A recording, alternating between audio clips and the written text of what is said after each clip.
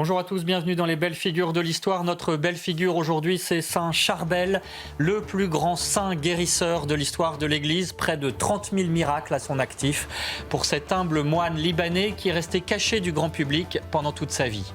Sauf que depuis sa mort, une mystérieuse huile a suinté de son tombeau. Elle accomplit toujours des prodiges. Sa tombe au Liban est un lieu de pèlerinage, y compris le pape Léon XIV lors de son voyage au pays du Cèdre. On part à la découverte de Saint Charbel avec le père Jean-François Thomas. Bonjour mon père, Bonjour, vous êtes vous jésuite et auteur de La France en son âme chez Via Romana. Véronique Jacquier est avec nous. Bonjour Véronique. Bonjour Aymeric, bonjour à tous. Pour cette émission qui est en partenariat avec l'hebdomadaire France Catholique. Alors, tout de suite, avant de commencer par parler de la vie de Saint Charbel, nous allons nous rendre près de Nantes où une paroisse a fait venir ses reliques et depuis, cette église et Saint Charbel donc attire les foules. C'est le reportage d'Éloi Rochebrune. Au pied du clocher de l'église Notre-Dame de Valette, Saint Charbel veille. Depuis 2024, il a même sa chapelle. Tous les jours, les paroissiens se pressent. À genoux, ils demandent l'intercession de Saint Charbel. Le moine libanais a déjà fait des miracles.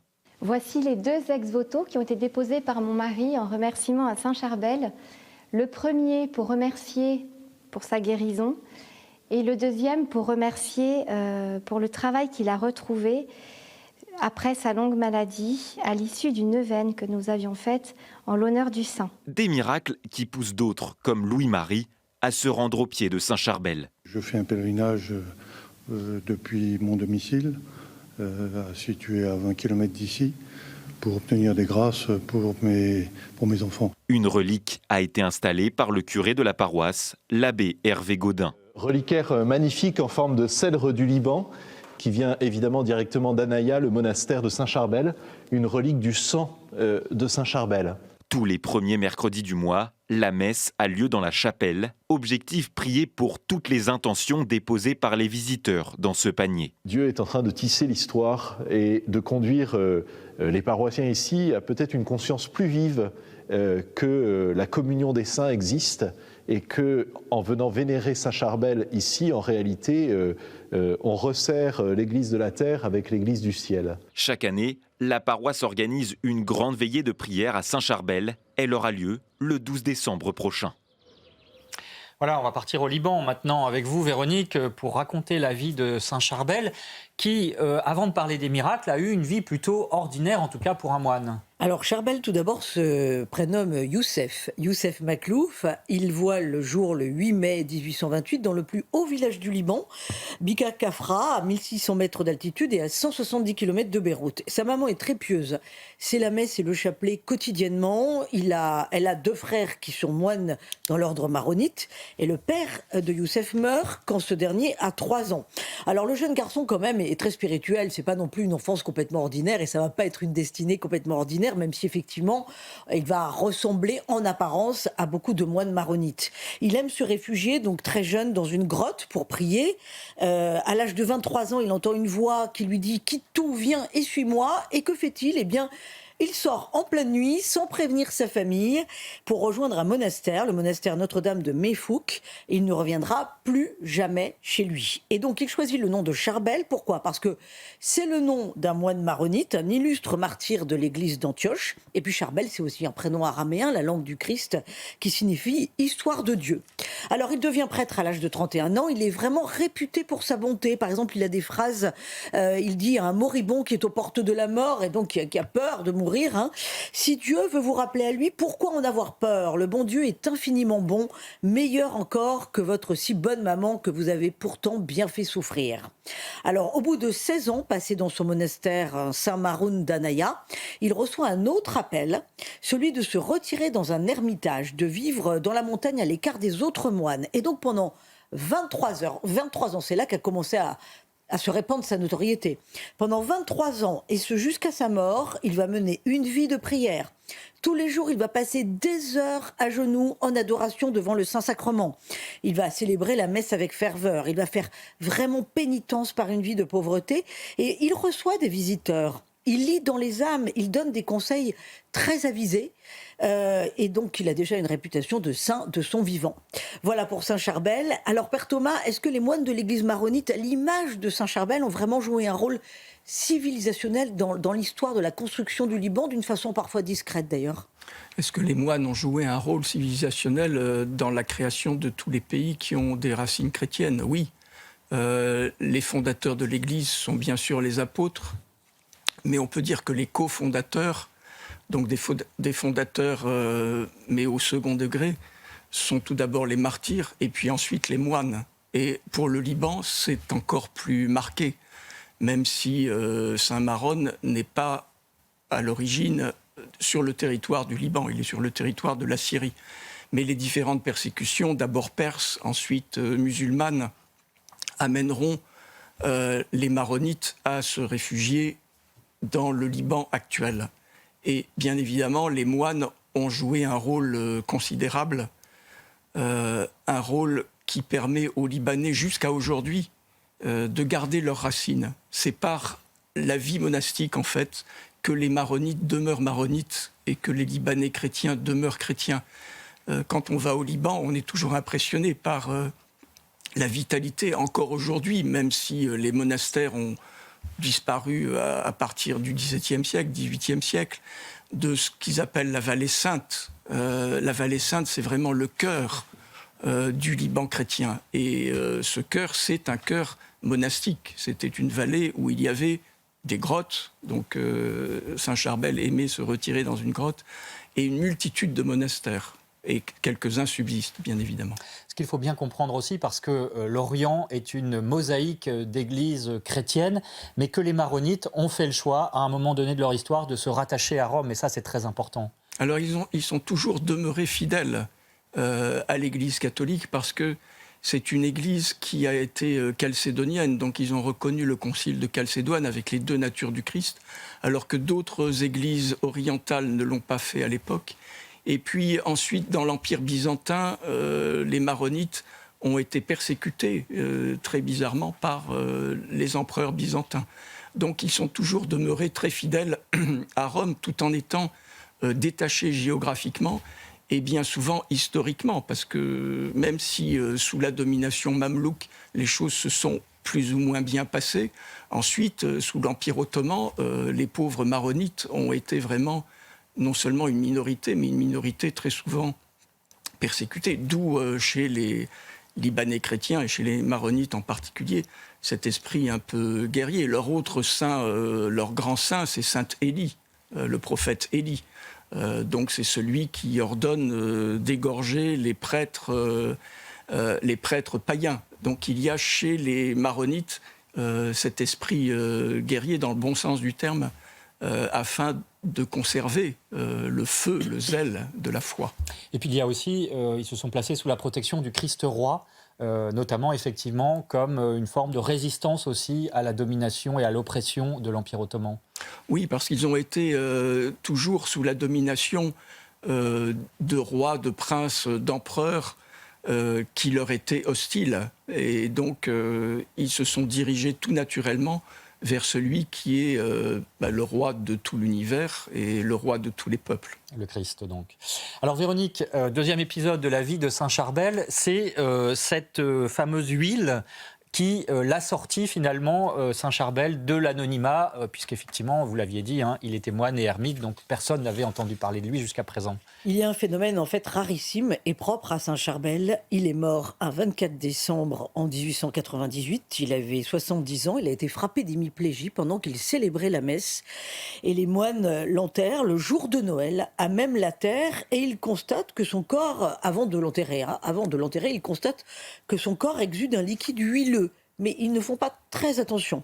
Et dès que le saint moine est enterré, des lumières mystérieuses sortent de sa tombe, des lumières que l'on voit de loin dans les villages alentours. Donc il commence à y avoir un pèlerinage sur sa tombe. Et puis 45 jours après sa mort, on déterre le corps. On le déterre pourquoi ? Parce qu'il y a eu d'énormes inondations. on pense qu'il y a un glissement de terrain au niveau du cimetière attenant au monastère, et on se demande bien ce qu'est devenu le corps de Charbel. Il a été enterré dans un simple linceul, il n'a pas été mis dans un cercueil.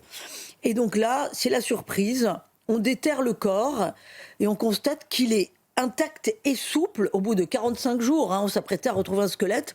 On voit un corps intact et souple, on reconnaît son visage, mais c'est comme si ce corps baignait dans un liquide moitié eau, moitié sang, parce qu'on voit qu'il a une plaie qui suinte du sang. Donc c'est comme s'il était vivant. Donc c'est absolument ahurissant.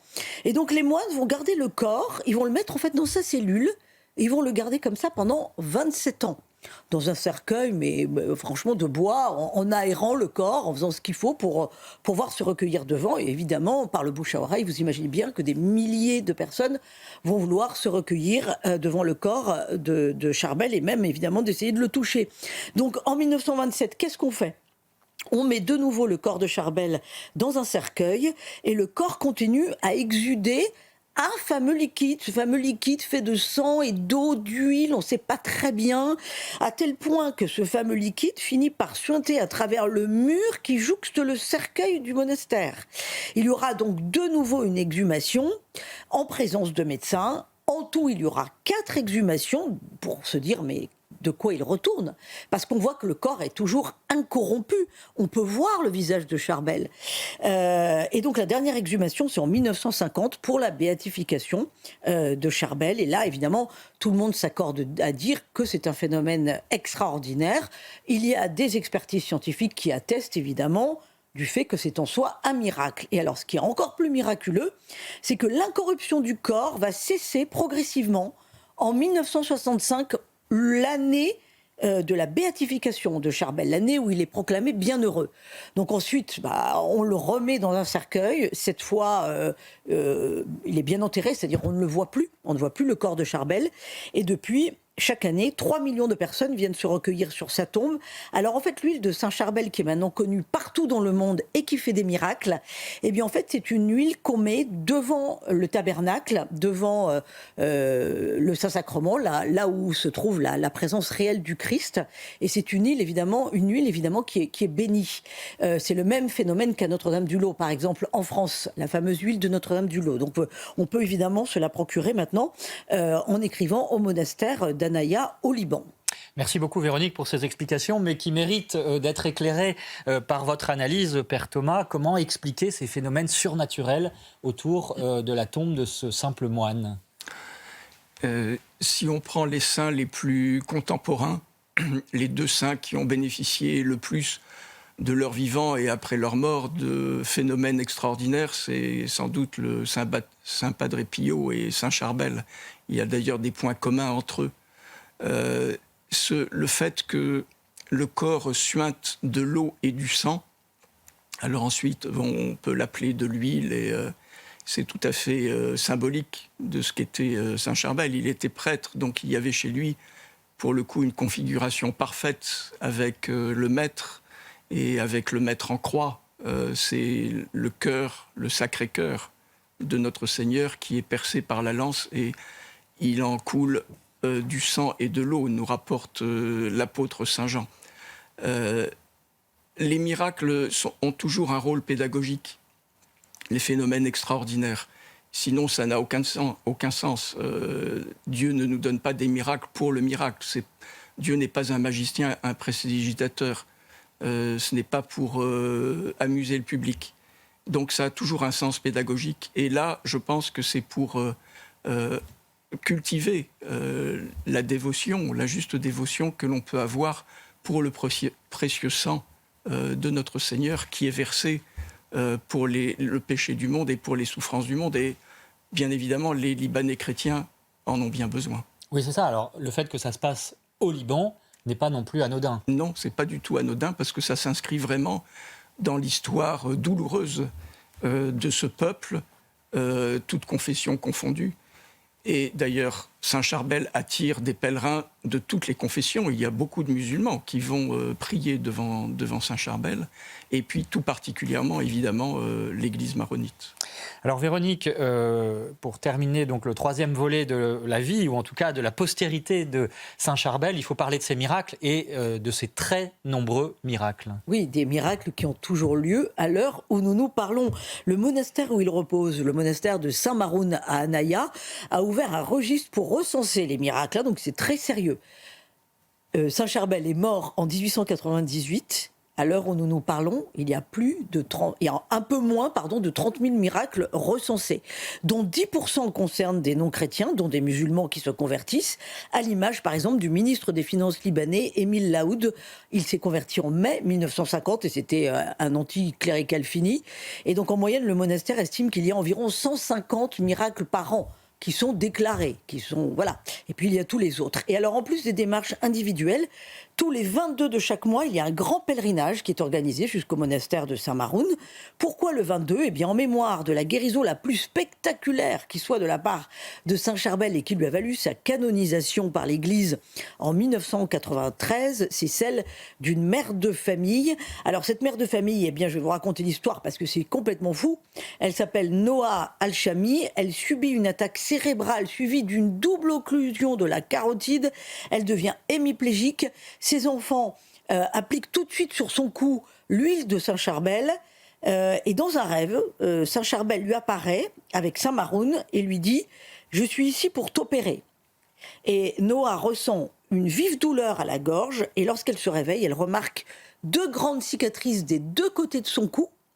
Les fils chirurgicaux étaient visibles. Donc c'est complètement fou. Et quelques jours plus tard, Saint-Charbel revient la voir en rêve et lui demande d'aller tous les 22 du mois en action de grâce au couvent d'Anaya pour participer à la messe. Et le saint précise que les cicatrices sont un signe voulu par Dieu pour convertir les incroyants. Une échographie va vraiment révéler qu'elle a subi une intervention chirurgicale. Et donc voilà, c'est le miracle le plus célèbre de Saint-Charbel et il y en a bien d'autres. Merci beaucoup Véronique. Là encore, Père Thomas, un décryptage s'il vous plaît, parce que effectivement, comment comprendre ces miracles dans l'Évangile, le Christ a fait des miracles, mais ça veut dire qu'aujourd'hui, il continue à le faire à travers les saints. Ce n'est pas les saints en soi qui guérissent. Oui, comme vous le savez, les miracles qui sont exécutés par les saints de leur vivant peuvent toujours être d'origine, certes surnaturelle, mais pas forcément d'origine divine. Ça peut être aussi le malin. Il faut être un peu prudent là-dessus. Il faut être très prudent, et l'Église d'ailleurs est très prudente. Donc l'Église ne va reconnaître les miracles qu'après la mort de la personne. Et là, ça vient évidemment de Dieu. Les miracles sont là pour entretenir notre foi, mais bien évidemment, ça ne suffit pas, et ce n'est pas l'élément essentiel de notre foi. On voit bien que notre Seigneur, durant sa prédication, durant sa vie publique, a fait un certain nombre de miracles, mais il aurait pu en faire beaucoup plus, et il ne l'a pas fait. Il n'a pas guéri tout le monde. Il n'a pas guéri tout le monde, il n'a pas donné à manger à tout le monde, il n'a pas constamment multiplié les pains et les poissons. Donc c'est toujours dans un but très précis. C'est pour réveiller telle partie de notre âme, pour essayer à chaque fois de remettre un peu de carburant spirituel. Alors, bon, certaines personnes reçoivent ce carburant spirituel, d'autres sont complètement indifférentes. Quoi qu'il en soit, on a ça aussi à notre disposition pour nourrir notre foi. Et donc il ne faut pas le dédaigner. Absolument pas. Véronique, quelques livres pour approfondir la vie extraordinaire de Saint-Charbel. Alors pour se nourrir de sa pensée, de sa spiritualité, je vous recommande Paroles de Saint-Charbel par le moine libanais maronite Anas Kandar. C'est publié chez Artege. C'est un florilège de la pensée et des sermons de Saint-Charbel. Il y a aussi Charbel, un homme ivre de Dieu par le père Paul Daher aux éditions Anaya. Le père Daher, c'est celui qui a été le supérieur du monastère d'Anaya. Et puis un livre qui a connu un grand succès, notamment en langue arabe. C'est Saint-Charbel, pèlerin de l'absolu. C'est un recueil de 53 témoignages donnés par des proches, donc des gens qui ont vraiment connu Saint-Charbel. Et c'est toujours sous la direction du père Scandard. C'est publié aux éditions Teki. Bien entendu, on n'oublie pas France catholique qui raconte l'incroyable succès du film Sacré-Cœur cette semaine. Plus de 450 000 entrées en France avec à la clé des conversions. Là aussi, on peut parler de miracle peut-être. Et puis coup de projecteur dans ce numéro aussi sur le calendrier de Noël du magazine qui a toujours beaucoup de succès. Alors évidemment, France catholique, voilà, vous voyez le calendrier qui s'affiche. C'est sur abonnement et sur france-catholique.fr. Et on peut commander ce calendrier. Bien entendu, on peut toujours sur commander le calendrier, n'hésitez pas. Du journal. Voilà. Un dernier mot pour vous signaler que Saint-Charbel a 2 fêtes au calendrier, puisqu'il est commémoré le 24 décembre au Liban, dans l'église du Liban. C'est le jour de sa mort. C'est donc tout à fait normal et classique. Et puis, il est aussi liturgiquement commémoré dans l'église catholique universelle le 24 juillet. Et puis, une citation de Saint-Charbel pour terminer. À chaque serrure sa clé, disait-il. La croix est la clé qui libère la serrure du péché, le verrou de la mort. La croix ouvre la porte du ciel. Il n'y en a pas d'autre. Il n'y a qu'une seule vraie clé, ajoutait-il. C'est la croix du Christ. Voilà. C'est de Saint-Charbel. Merci d'avoir suivi cette émission. Merci, Père Jean-François Thomas. La France en son âme, chez Via Romana. C'est votre dernier livre. Merci, Véronique Jacquier. Merci à Margot Naudin, à toutes les équipes techniques de CNews. Et puis demain, dans Enquête d'Esprit, nous parlerons justement du voyage du pape en Turquie et au Liban. Ce sera passionnant et ce sera à 13h.